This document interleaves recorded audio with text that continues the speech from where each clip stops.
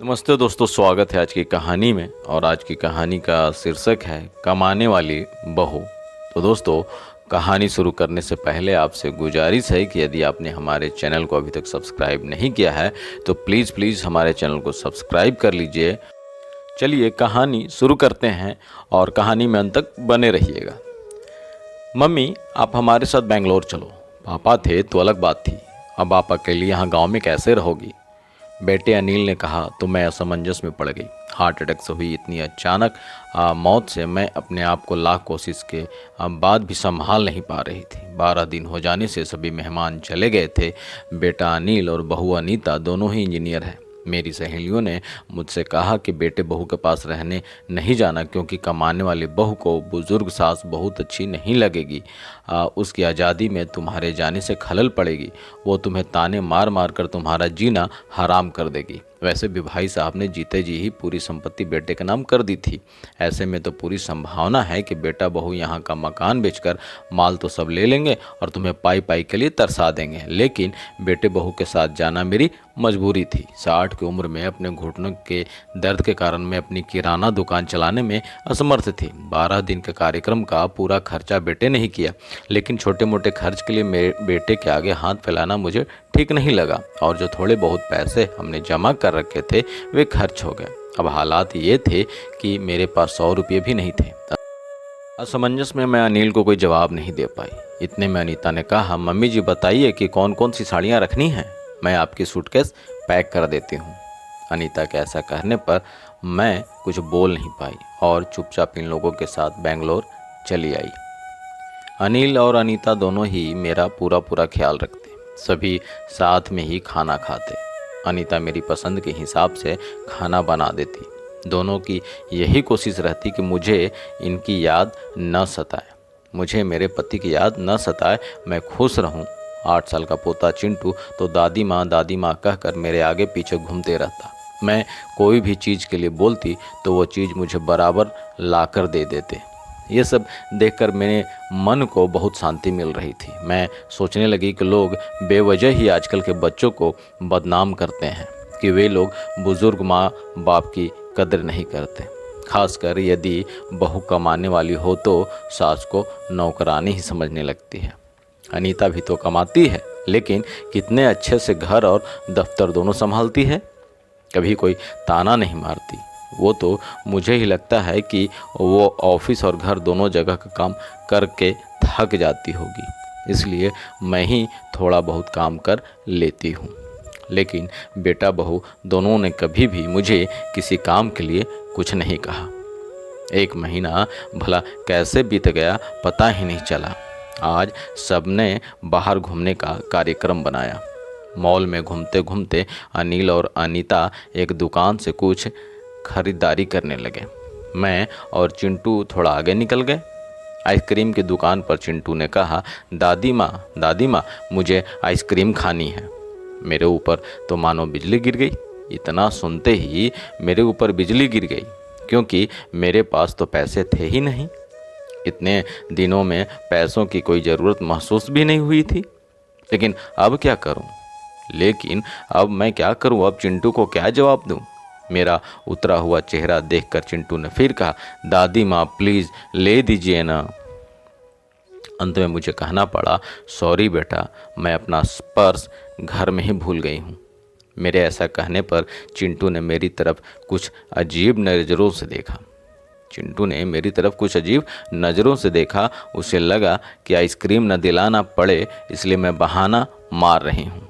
लेकिन मैं कर भी क्या सकती थी? मेरे पास उसमें पैसे जो नहीं थे। मुझे अपनी बेबसी पर रोना आने लगा। मैं भला कैसी दादी हूँ कि अपने पोते को आइसक्रीम भी नहीं दिला सकती। उनके जाने के बाद पहली बार मैं अपने आप को बहुत ही असहाय महसूस कर रही थी। हमने बाहर डिनर किया। अनीता ने अपने पसंद की काजू करी ऑर्डर की थी, लेकिन मुझे उसमें भी स्वाद नहीं आ रहा था। घर आने पर थोड़ी देर सभी ने टीवी देखी। अनिल सोने चला गया और अनीता चिंटू के कमरे में गई ताकि मच्छर की टिकिया लगाकर उसे ब्लैंकेट आदि देकर सुला दे। मैं भी अपने कमरे में सोने जा ही रही थी तभी मैं भी अपने कमरे में सोने जाने लगी। इतने में मुझे चिंटू की आवाज़ सुनाई दी, मम्मी, दादी माँ बहुत ही कंजूस है। मम्मी, तुम सुन रही हो? दादी माँ बहुत ही कंजूस है। तो चिंटू की मम्मी बोलती है, अरे तू ऐसे कैसे बोल रहा है? हाँ मम्मी, आज मॉल में घूमते वक्त मैंने दादी माँ को आइसक्रीम दिलाने को कहा था, तो उन्होंने जानती हो क्या कहा? उन्होंने कहा कि वे अपना पर्स घर में ही भूल आई है। कितना अच्छा है ना मम्मी कि बाहर जाओ तो पर्स ही साथ में न ले जाओ, तो कुछ खर्चा ही नहीं होगा। कंजूस दादी माँ। ये क्या है चिंटू? चिंटू की माँ बोलती है कि ये कौन सी भाषा है, ये क्या बोल रहे हो चिंटू? दादी माँ के लिए ऐसा बोलते वक्त तुम्हें जरा भी विचार नहीं आया? क्या तुम उनके दुख को समझ सकते हो कि वो फिलहाल कितने दुख में है? दादी माँ को क्या दुख है? चिंटू ने कहा कि मम्मी, दादी माँ को आखिर क्या दुख है? तो चिंटू की माँ कहती है, बेटा, अभी तक दादी माँ और दादाजी गांव में एक साथ रहते थे। अब अचानक दादाजी हम सबको छोड़कर चले गए।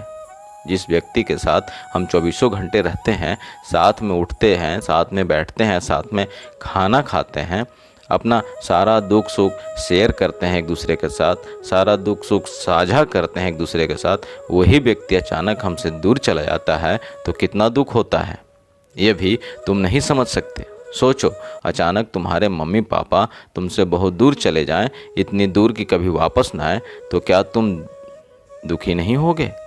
क्या तुम्हें दुख नहीं होगा? नहीं मम्मी, मैं आप लोगों के बिना नहीं रह सकता।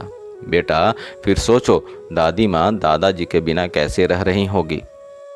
ऐसी स्थिति में यदि वो अपना पर्स घर में भूल गई तो तुमने उन्हें कंजूस तक कह दिया? तुम्हें तुम्हारे प्रति उनका प्यार नहीं दिखा? जब भी तुम्हें स्कूल से आने में 5-10 मिनट की भी देरी हो जाती है तो वह लगातार बालकोनी में खड़े होकर तुम्हारा रास्ता देखती रहती है, मालूम है तुम्हें? उस दिन उनके घुटनों में बहुत दर्द होने के बावजूद तुम्हारे कहने पर उन्होंने तुम्हारी मनपसंद मेथी मटर मलाई बनाई थी। इसलिए बेटा, किसी के लिए कोई भी राय बनाने से पहले उस व्यक्ति के दृष्टिकोण से भी सोचना चाहिए, समझे? इतना सुनते ही चिंटू कहने लगता है कि sorry mummy, mummy I am very sorry. ये वार्तालाप सुनकर मुझे अपनी बहू पर बहुत गर्व हुआ। ये सारी बातें सुनकर मुझे अपनी बहू पर बहुत गर्व हुआ। उसकी जगह यदि मैं होती तो शायद मैं भी अपने बेटे को इतने अच्छे से नहीं समझा पाती। सुबह अनिल ऑफिस चला गया और चिंटू स्कूल। अनीता ऑफिस जाते जाते मेरे हाथ में कुछ रुपये देने लगी। ये कौन बहू, ये क्यों दे रही हो? मुझे पैसों का क्या काम है? मम्मी जी, इंसान को पैसों का कब काम पड़ जाए कह नहीं सकते। आप मंदिर जाती हैं, कभी दक्षिणा चढ़ा दीजिए, कभी चिंटू के कोई चीज़ के लिए जिद करने पर उससे वो चीज़ ला कर दे दीजिए। लेकिन बहू, लेकिन मम्मी जी, यदि यह पैसे अनिल आपको देते तो क्या आप मना करती? नहीं ना, आपकी बहू भी कमाती है, तो फिर आप अपनी बहू से पैसे क्यों नहीं ले सकती? अनीता की बातें सुनकर खुशी के मारे मेरी आंखों में पानी आ गया। जो बात मेरा बेटा भी न समझ सका, वो बात मेरी बहू ने समझ ली थी। मैं ईश्वर से प्रार्थना करने लगी कि मेरे जैसी बहू वो सबको दे। लोग बेवजह ही कुछ कमाने वाली बहुओं के दुर्व्यवहार को देखकर सभी कमाने वाली बहुओं पर लांछन लगाते हैं कि वे तुनक मिजाज और घमंडी होती हैं, सास ससुर उनको बिल्कुल अच्छे नहीं लगते आदि। कुछ बहुएं अनीता जैसी समझदार, सुलझे विचारों वाली, बड़ों का सम्मान करने वाली भी होती हैं। आज अनीता ने कमाने वाली बहू के बारे में मेरी आंखों पर पड़ा पर्दा हटा दिया था। तो दोस्तों, यह कहानी ख़त्म हुई और इस कहानी की लेखिका थी ज्योति देहलीवाल जी। तो मित्रों, यह कहानी आपको कैसी लगी कमेंट बॉक्स में ज़रूर राय दीजिएगा।